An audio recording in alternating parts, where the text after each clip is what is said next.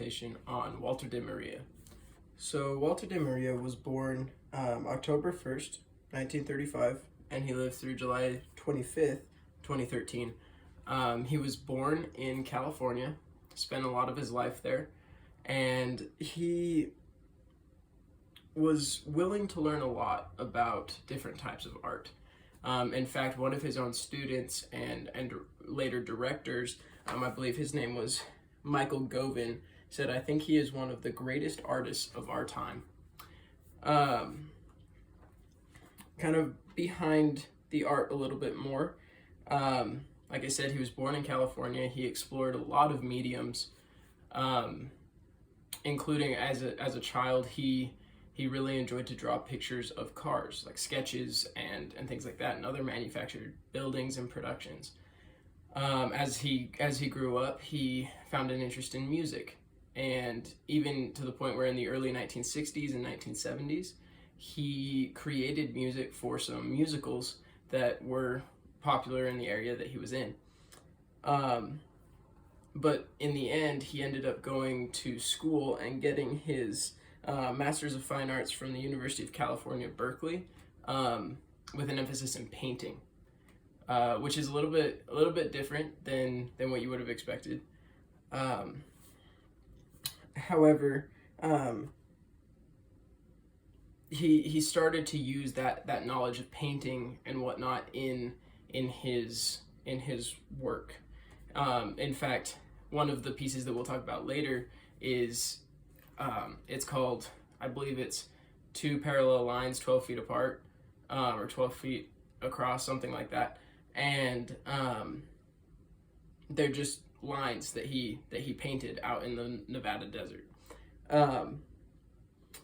But yeah, like I said, he worked on a lot of music, explored a lot of mediums, which is something that I related to, particularly with this specific artist, as I have also explored a lot of mediums, and it's taken me a long time to actually figure out which medium that I enjoy the most.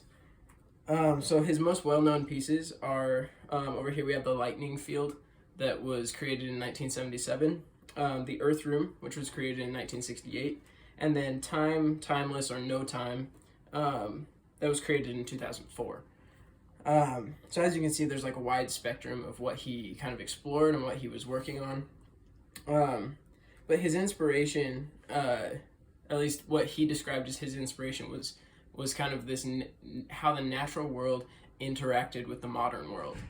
And so it was kind of interesting to see how he used the natural world in creating his modernistic approach to it. As evidence of that, you have the Earth Room and you have the lightning field, which are two very popular pieces of his. So going in a little bit deeper into his artwork, you have the first one, the lightning field. It's located in New Mexico, and it's approximately 100 metal poles that have been jammed into the desert itself, and they act as lightning rods. This is still standing today. It is a very popular place to go for photographers, as you can get some amazing pictures of the actual lightning itself arcing between the different rods. It's gotten to the point where, because it was built in 1977 and lightning has such a high temperature degree that it burns at, it has turned the sand around the poles to glass. The second one would be the Earth Room. So the Earth Room, it was and is still located in New York, Albany, New York. It's basically a white room filled with about 6 inches of dirt across the entire floor. People were a little confused by this when he first created it. However, his response was that he wanted to show that nature and like our modern creations and manufactured objects could coexist in the same kind of in the same metaverse almost. And so he wanted to show that there is a difference. However, they can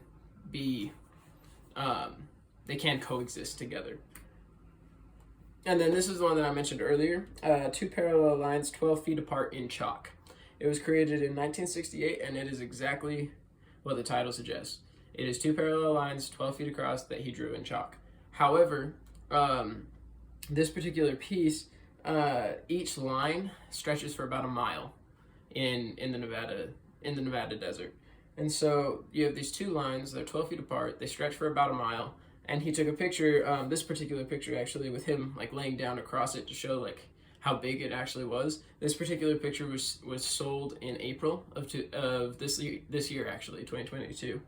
I don't quite know how much it was sold for. However, it was sold just this year, and that's all I really have. I'm really glad and grateful for the time that I've been able to spend studying Walter de Maria.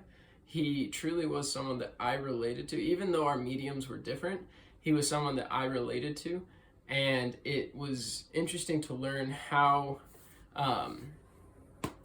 he explored all of his desires, and he didn't just let things go to the side because he didn't know how to do them. He thoroughly explored them, and until he found the medium that he was most comfortable with and the one that he enjoyed the most, being the minimalistic and simplistic sculpting idea and 3D design idea.